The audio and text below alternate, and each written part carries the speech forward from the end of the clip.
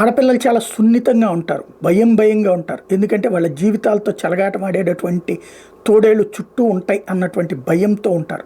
హాస్టళ్లలో ఉండేవాళ్ళు మరింత జాగ్రత్తగా భయంగా ఉంటుంటారు. వాళ్ళకి ధైర్యాన్ని భరోసాని ఇవ్వాలి యాజమాన్యాలు. అవి లేనప్పుడు చిన్నపాటి వదంతులు కూడా పెద్ద సమస్యలకు కారణమవుతుంటాయి, అనుమానాలు పెద్దవవుతుంటాయి.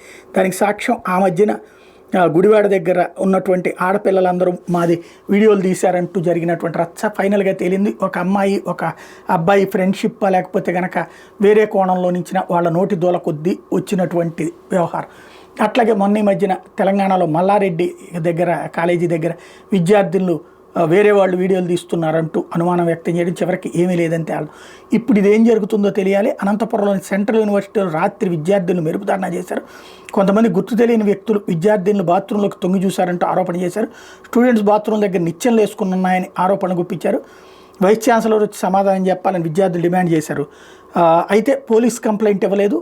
ఆడపిల్లలు పోలీస్ కంప్లైంట్ ఇస్తేనే మేము విచారణ చేస్తామని చెప్పి పోలీసులు, యూనివర్సిటీ వైస్ ఛాన్సలర్ చోటుకి మేమే దీని సంగతి ఏంటో తెలుస్తామని చెప్పి ఇవ్వకపోవడం అన్నటువంటిది కీలకమైనటువంటి విద్యార్థుల సమస్య మీద ఓపెన్ మీటింగ్ నిర్వహిస్తున్నారు డీను.